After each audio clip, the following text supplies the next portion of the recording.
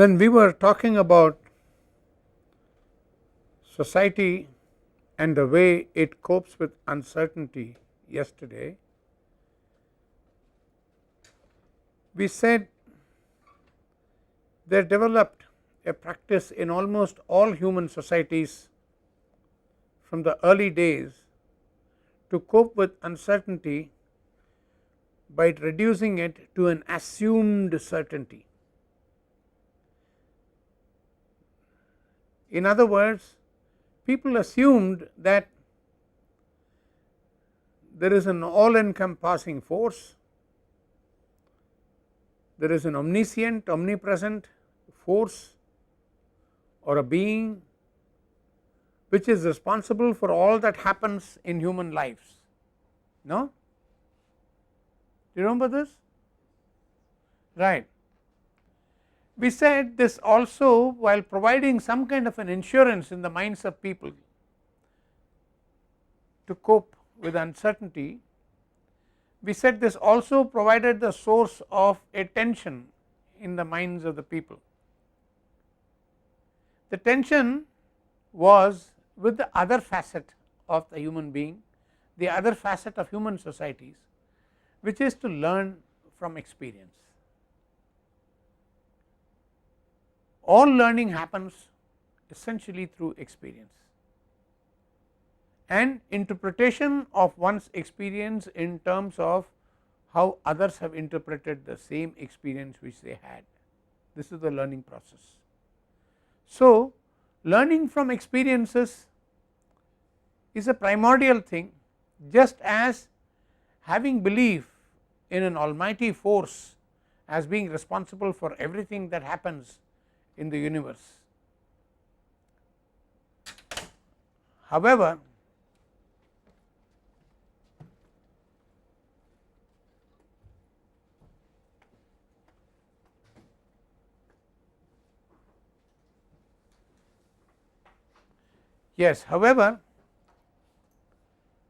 the two forces cannot coincide, one force of the faith, another force of the learning process, one force of pure belief and another force which is the opposite of it, which is pure experience. So, this is the fundamental tension which has characterized all human societies at all times. Very often there is a breakdown of the way the systems of faith operate, and the way is the way of the moral codes. Very often the moral codes become questionable in the light of human experience, and when human experience comes to question what is taken as a simple matter of faith, then one of the two has to give way. Knowledge from experience has to be corrected to accept that it is all a matter of faith, or the faith itself undergoes a metamorphosis. This is the human condition through human history. We have seen this briefly yesterday. I am saying this now for the simple reason that this is how a lot of knowledge got constructed through human history, a process of a running tension between experience and faith. The construction of knowledge itself happens as people start with faith and then find an experience making them think slightly differently, making them see things slightly differently, and over a period of time the faith itself comes under fire, under question. Then there is a tension, in the lives of people, in the lives of societies, because they are not able to hold on to the faiths. Experience contradicts faith. As a result, gradually faith gives ground, and experience and learning through experience gains ground. And it so happens that people are not all the time learning through experience. What happens is you learn something through experience, that becomes the given datum for the way you look at life later. For example, if you walked up the stairs to the 3rd floor of this building, your experience of the staircase would give you a particular information on how to get to the 3rd floor.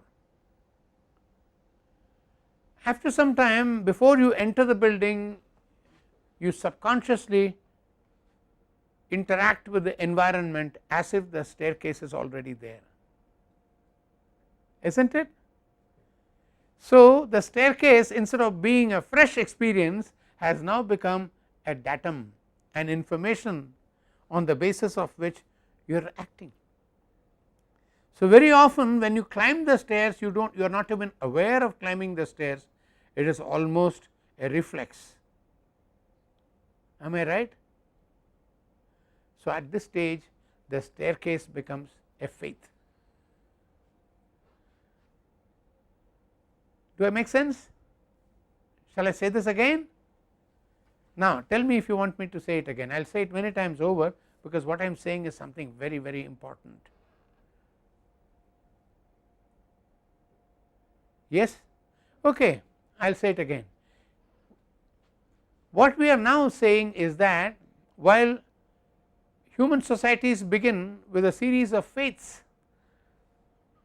about almighty forces which govern the life to convert uncertainties into certainties, this faith does not rule all the time unilaterally or freely, because you are all the time running into experience which your senses are giving you.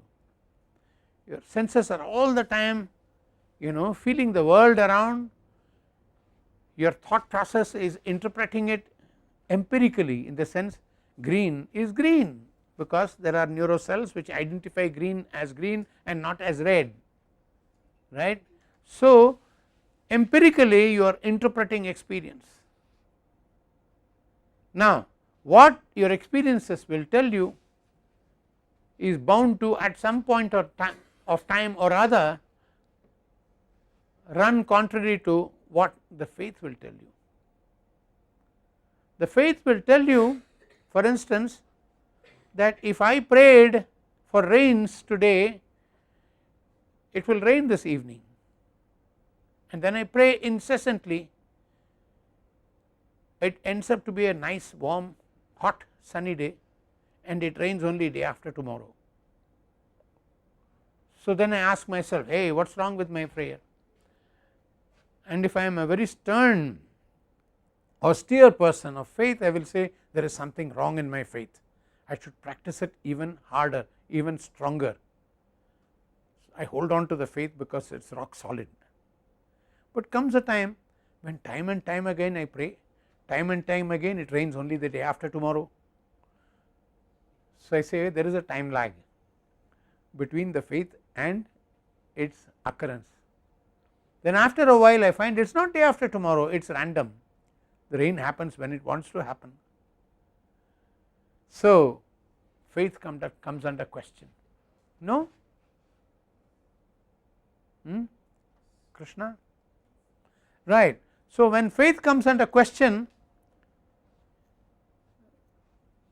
human mind goes through a trauma, it goes through a shock, because it assumes that what is believed once, it is a fact, it is just it is not bound to be questioned ever again by anything, but here it is, experience questions faith.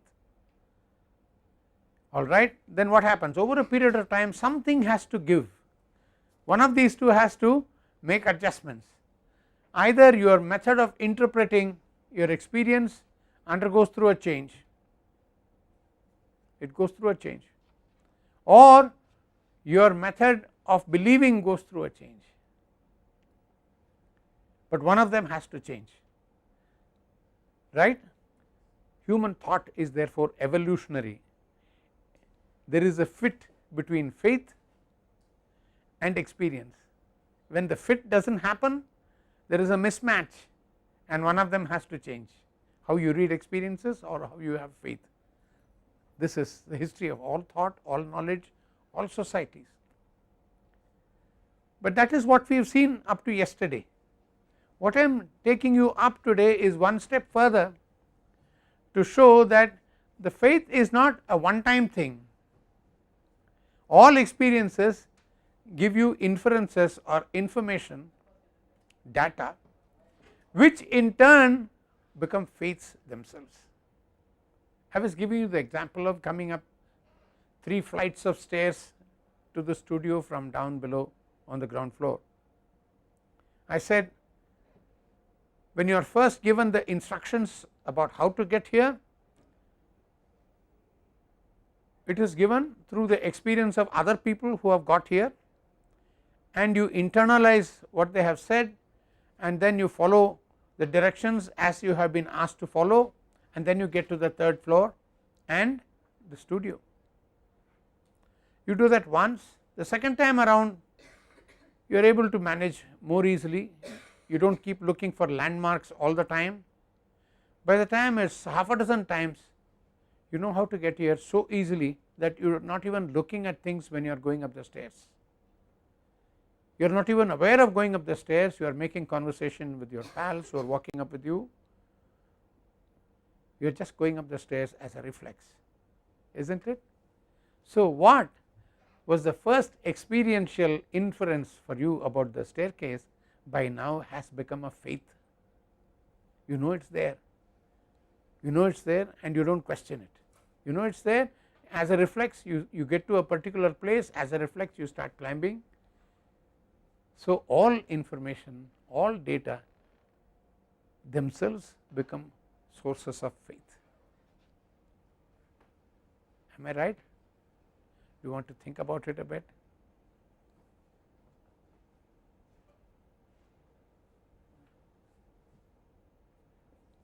What I am trying to tell you is that there is no clear dividing line between what is experiential and what is a matter of faith. Something comes out of experience and then after a while that becomes a faith. You do not need to experience it again, it just is part of the backdrop of information which you simply believe to be true. No? Yes or no? Good. Now therefore, here is a paradox. All knowledge which comes out of experience or everything that is empirical stops being empirical after a while, it just becomes another faith, till another experience comes up and says, hey, there is something wrong with this faith. Then there is a questioning, there is an investigation, right. Eventually the faith based on a prior information is now questioned and will possibly have to change, is not it? Then a new basis of thinking and functioning happens, which is based on verified contemporary information, contemporary data. It goes on for a while and eventually that too leads to more faiths. So, this process of construction of knowledge in society is a continuous oscillation between belief and quote unquote reality. I am saying quote unquote because a belief at one time was a reality at an earlier time. Make sense? So, this is a continuous oscillation in the process of construction of knowledge in society. I brought this huge argument so laboriously up because this is what happened to the way knowledge was constructed in human history. This is what happened in the place about which I am going to talk to you now, the place where knowledge started getting constructed in Europe, namely ancient Greece.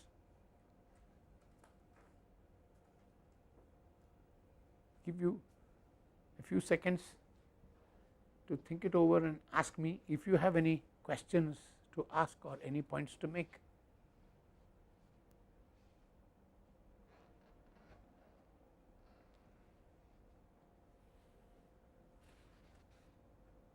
No? Can I carry on? Okay, here I am going to introduce a name. I will not distract you from what you have on display in the monitors, because that we will need. There was a man called, a very brilliant sociological mind called Victor Turner. Turner is spelled Turner, American social anthropologist. He was looking at this process. He said a lot of things in human existence are rituals. You believe in it and you do it, it is not necessarily knowledge. So he found that human civilizations, human cultures abounded in rituals. So he wrote a lovely book called The Ritual Process. If you get hold of it, read it. Victor Turner, The Ritual Process. The reason I am mentioning Victor Turner here is there is an aptness of Turner in this context. Turner looked at the society as being structured on the basis of some assumptions. There is a given social structure which creates its own normative rules, which rules in turn became rules of conduct, rules of behavior, rules of interaction, the way the society flows.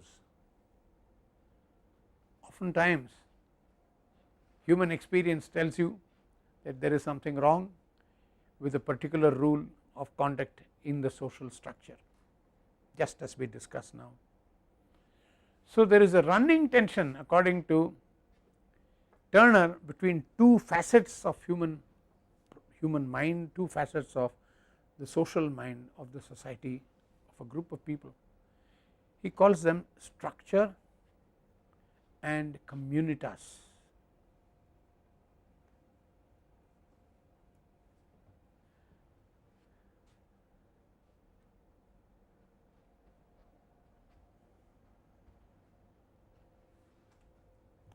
Now structure is the way the mind works in the structured pattern in which you are used to in the society. The way the society itself works in patterns which are structured through time, through the social mores, through the social norms which you follow. Oftentimes there is another side to you, not oftentimes, there is always another side to you, which is experience based, and oftentimes you act, you are compelled, you are pushed to act in contradiction to the structured ways of acting. It's the case if you look back into your own life, look back into your own personality, if you look back into yourself, you will find that there has always been something structured in you, and there was always something that responded and reacted to experience. Now this which responds to experience is what Turner called communitas. So you have structure, you have communitas. Forces which work in opposite directions, which lead to opposite types of actions and thoughts, and most important, which are contradictory to each other.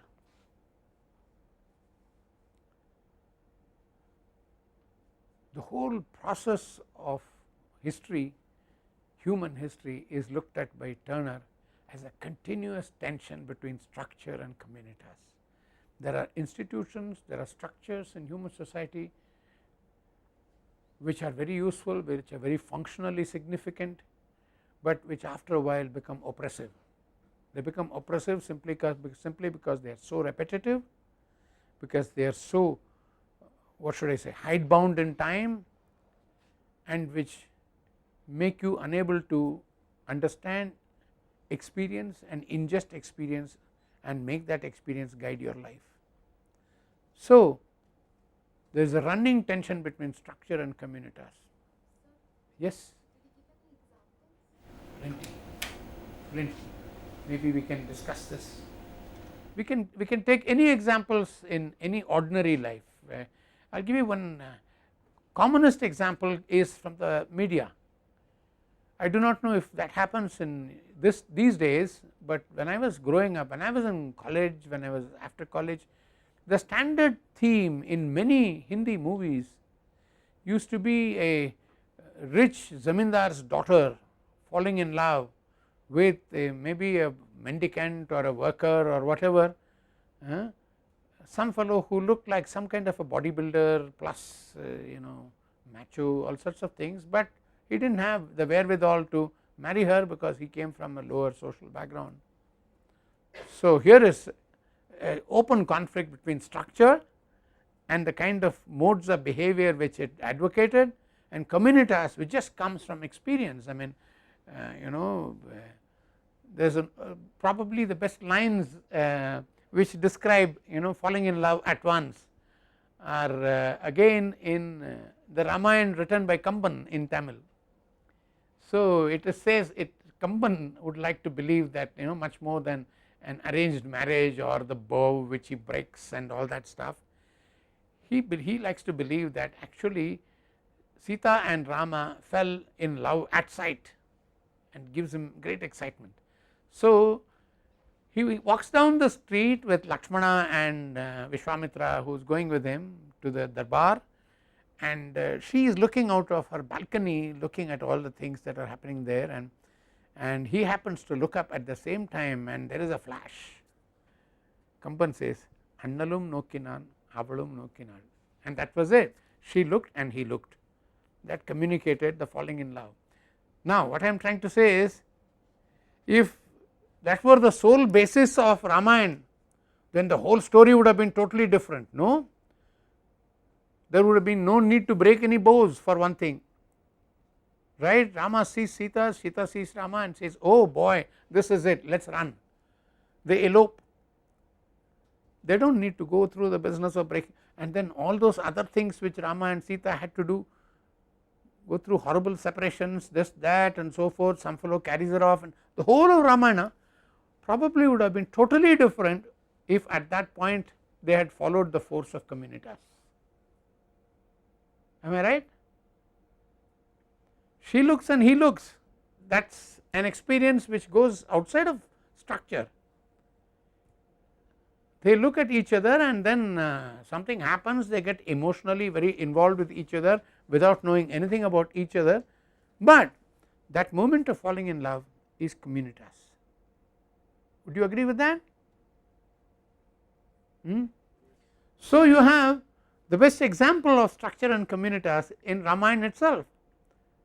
Eventually he goes through the structural process or structured process of winning her, but what the poet has said is, well, it has already been approved by the two hearts. So communitas has approved this, and the structured conduct has followed this rule, so everybody is happy. Samasta loka sukhino bhavantu, everybody is happy.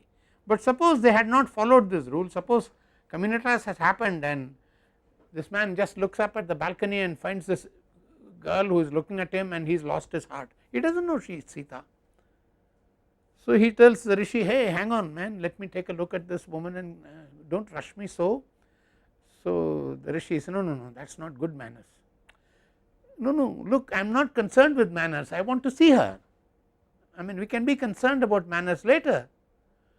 So rishi says, no, that is not proper. But look, I mean, she is there and that has got nothing to do with propriety.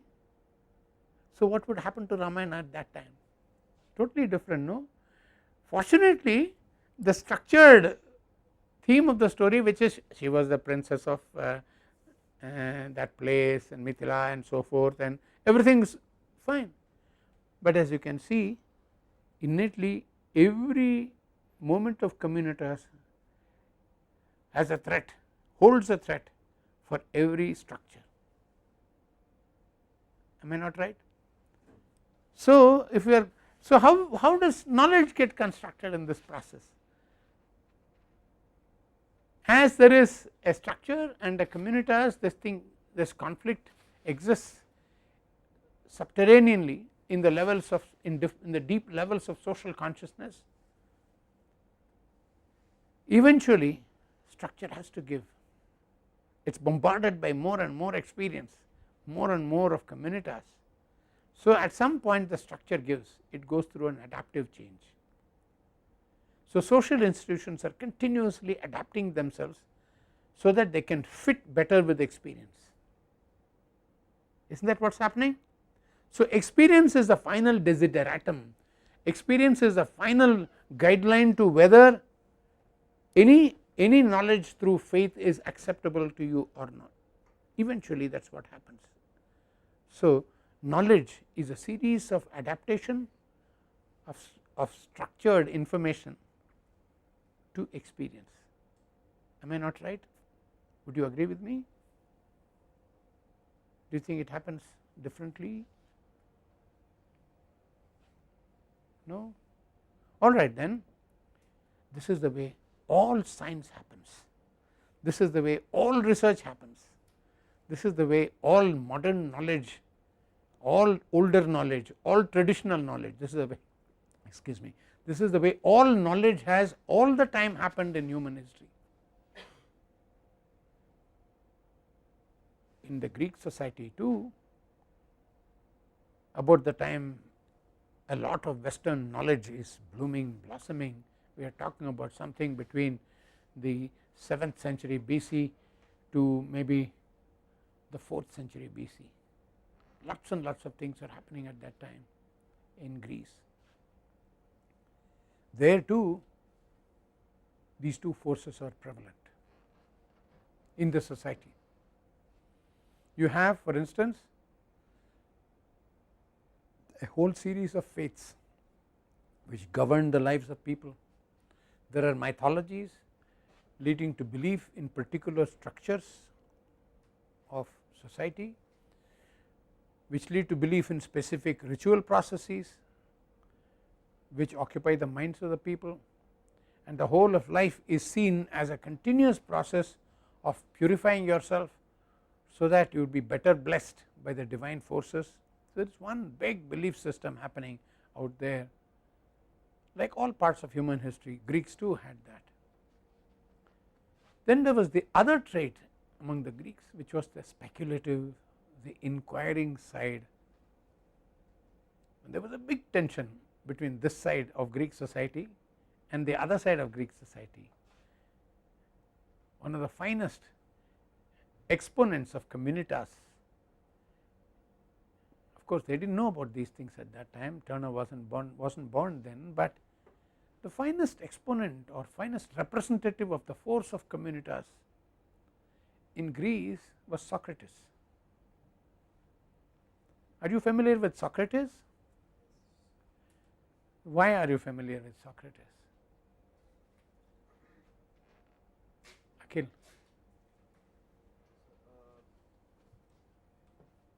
Socrates is famous as a great teacher. Very nice. The Socratic method. Socratic method. Oh boy, you are leagues ahead of me. Tell me, what is the Socratic method? It's a method where the teacher questions the student and probes him to think instead of learning. Absolutely, absolutely. So did you study this earlier? Yes. How nice, it is convenient, very nice. So you are familiar with the word Socratic method. So why was Socrates getting into trouble all the time? Did you know he was getting into trouble all the time with the state, with the government, with the society around? Who said yes? Yes, all right, Aditi. Aditi, no? All right, tell me, why did he get into trouble?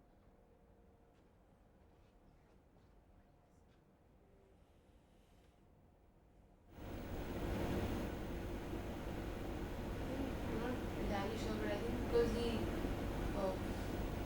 questioned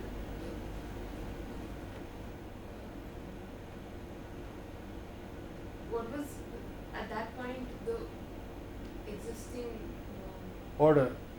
order and belief system. Beautiful. He he sought to look outside of that. In other words, he was telling people to ask questions, not to accept anything on the face value, not to accept anything ipso facto as it were, just because you are told that this is so. No, he said ask questions. So why does it take you into trouble if you keep asking questions and keep asking other people to ask questions?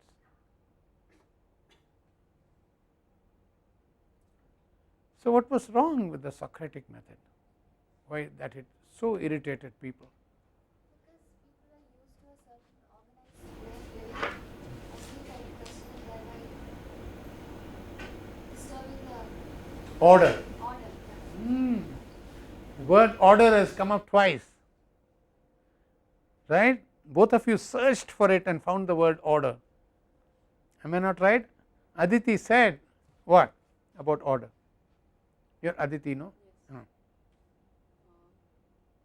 It was that there was an existing belief system or a certain order in society, and what Socrates did was, To question yeah, he questioned it. I mean, he looked outside of, the order. yeah. Beautiful. And you said the same. Yes, I said that people didn't appreciate what he taught because it forced them to think that probably the order that they live by might not be. Something wrong with it. No, not because something was wrong with it, but they didn't have a reason to believe it. They felt basically they felt insecure. Yeah. They felt attacked. They felt threatened. No? Right?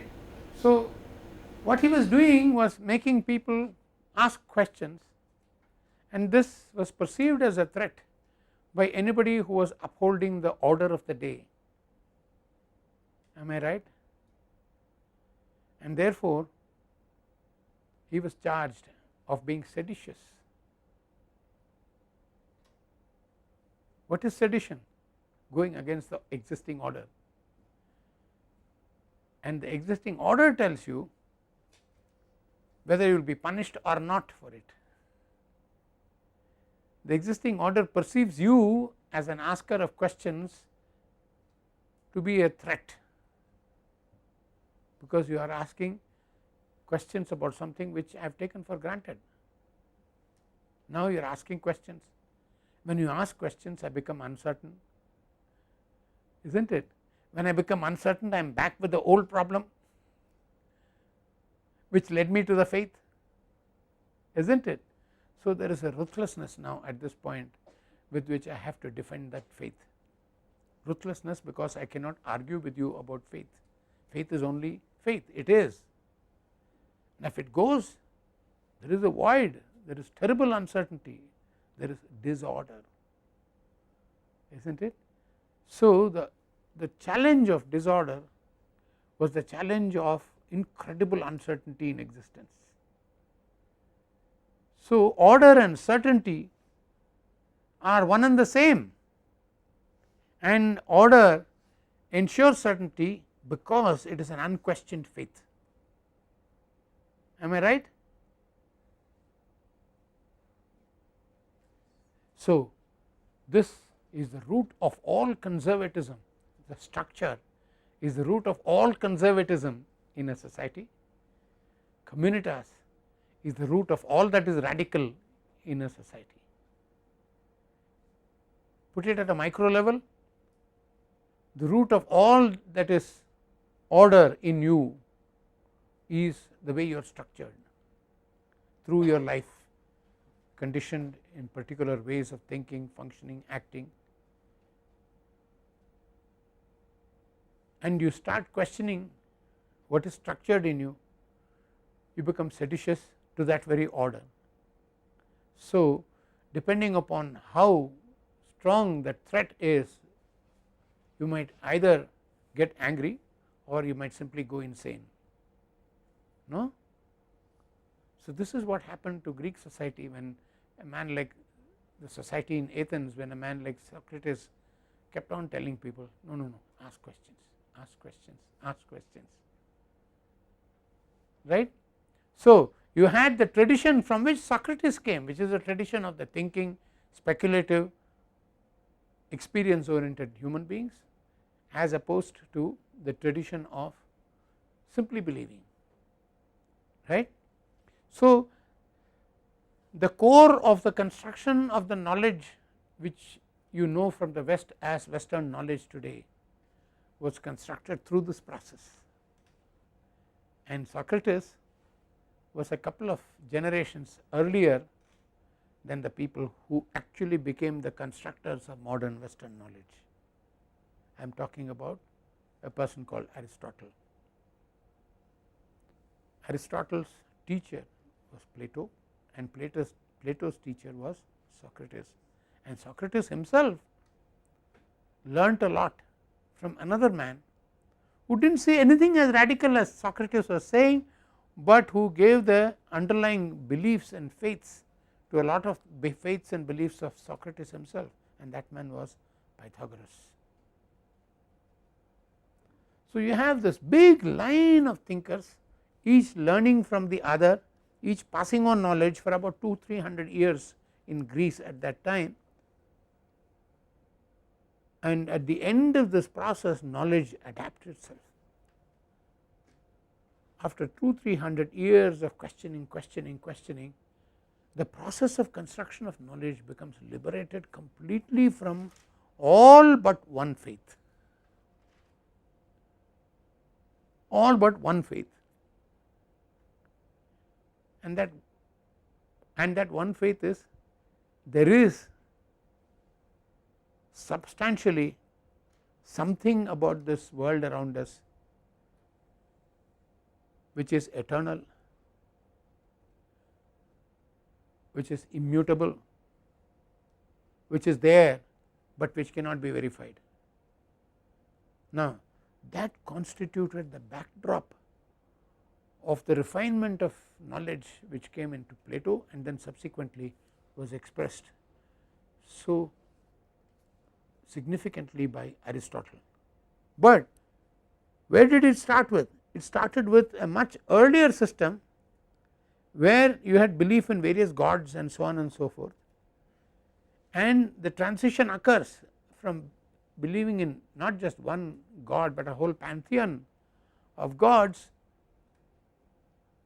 who would explain the universe to you in terms of certain faiths, but from there questioning, debates and more questioning for a couple of 100 years, it finally boils down to the kind of substance which Aristotle comes up with subsequently. In many respects, I cannot go into the details of this, perhaps you studied this earlier, a large part of what goes into the designation of Western systems of knowledge today, including Newton, including all that thought process which came after Newton, a lot of this is attributed to a process of thought which is called Aristotelian. Do you have any questions at this point? Because it looks to me that I am the only one who is talking, which is true, but I wish somebody else spoke too.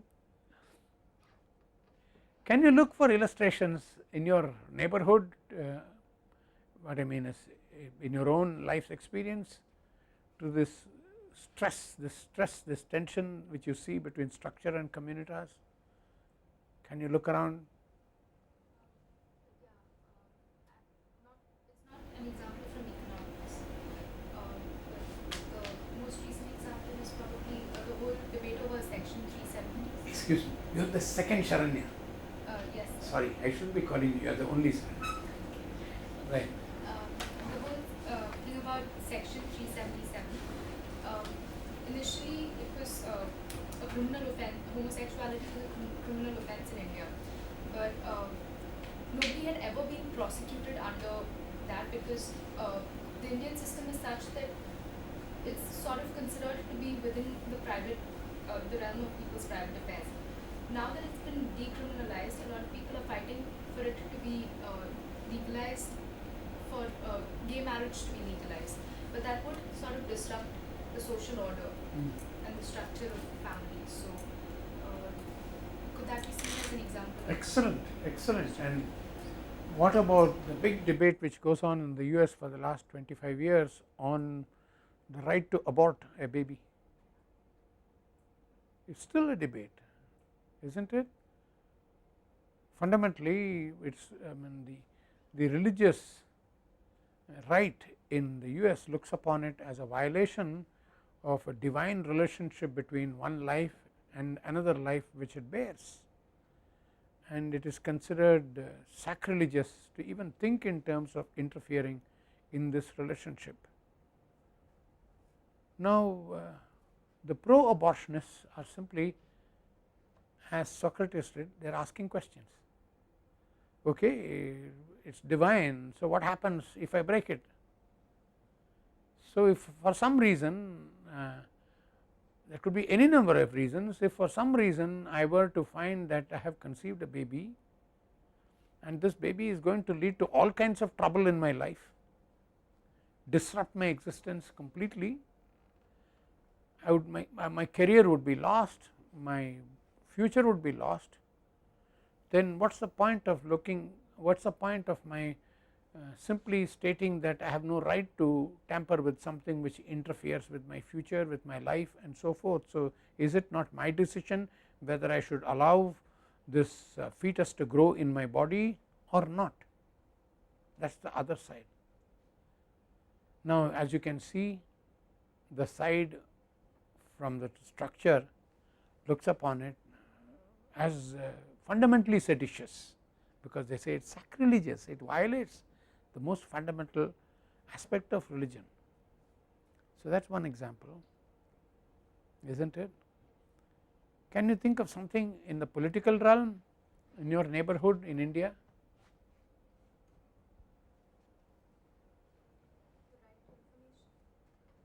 Beautiful, lovely. So, what does that mean? Surely, yes. But essentially, that we have a right to know why certain, for instance, how certain public funds are being spent, that we've contributed to the taxes. How government institutions work. Why is it considered a sedition to ask for information? Of course, it is no longer sedition because it is an act, but still it is perceived as a threat, isn't it? Why? Because these government officials have to be accountable.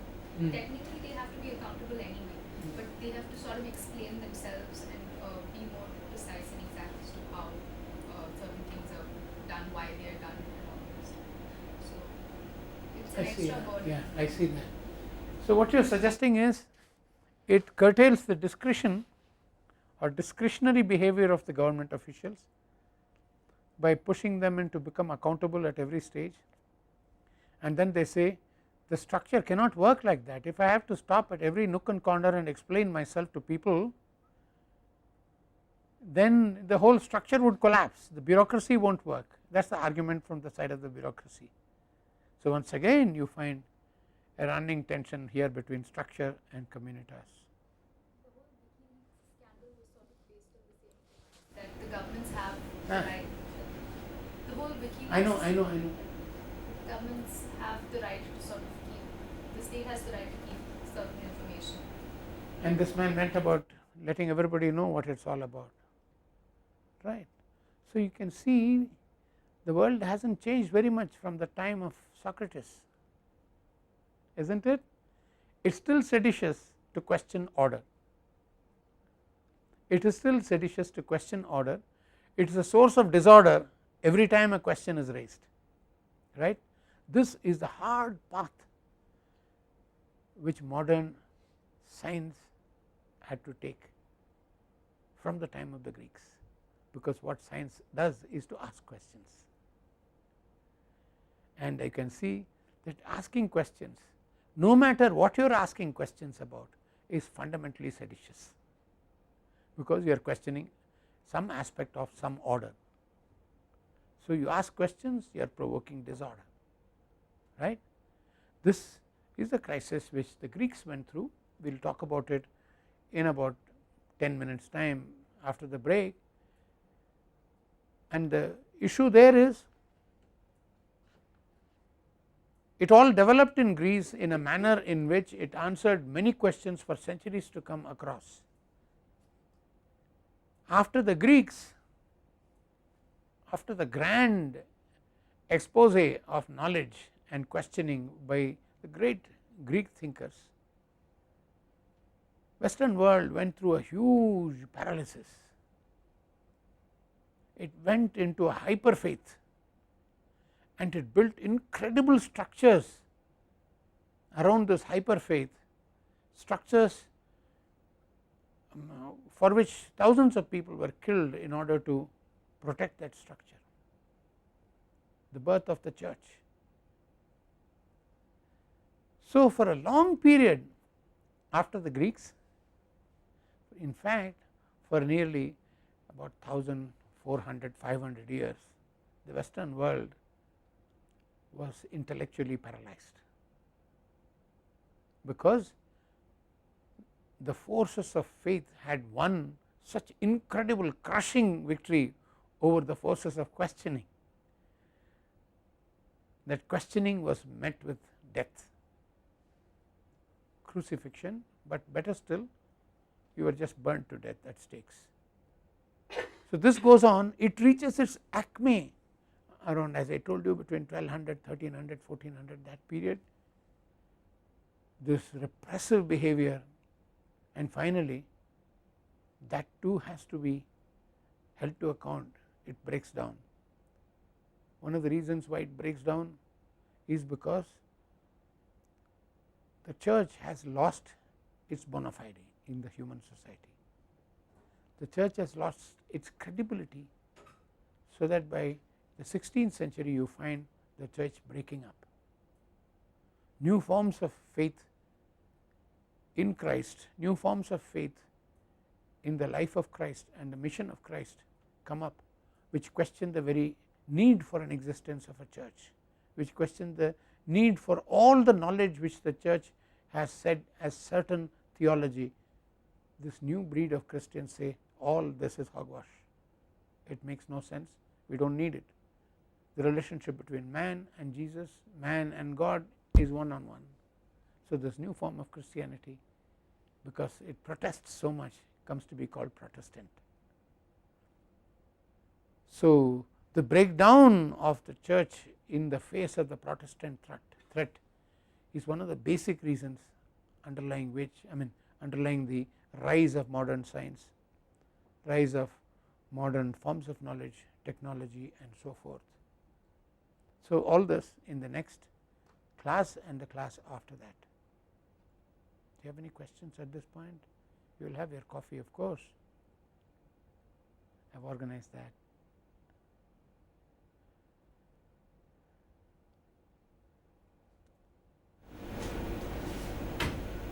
You realize then when we do a thing called syllabus, that is a structure, an oppressive structure, isn't it? But can you have knowledge organized, communicated without a syllabus? Right. So all the time in my teaching career of all these years, there has been this problem of being a party to the making of a syllabus and reacting to the very syllabus I helped create pretty violently afterwards, till such a time that I got out of all the syllabus making committees, but I only saved my skin in so doing, because I only saved myself from the crisis, inner crisis. So eventually in the last 5-6 years of my teaching in the University of Madras, the structure adapted. The structure adapted so magnificently, so thoroughly, so overwhelmingly, that I had no more questions to ask about the syllabus. What happened was, they changed the whole thing thoroughly. They made the individual teacher offering a course entirely responsible as your IIT for the designing of the course, for the decision as to how the students are going to be evaluated, and eventually finally conducting the evaluation of the students too. So the university in one step broke away from all the structures which it had inherited through time. After that, what happened was some people created little structures which made them feel convenient, comfortable, etc. They carried on, but people like me, I took advantage of this to tell the students mid course, which you can do here I guess, but you could do that in Madras University at that time. I could tell them I have read a very interesting article which is fantastic and you need to study it now. So let us sort of, in place of this x, I am removing that from the syllabus, I am bringing in this z, let us study z, and the students say okay. So the only reason they could object is that they were not informed in advance. So every change I made, if I informed them in advance, that was fine. So what happened was we had what is called a flexible syllabus, seemingly a contradiction in terms, but it happened in the university. Well, this is just an illustration of structure communitas as I experienced it. All right, let us go for coffee.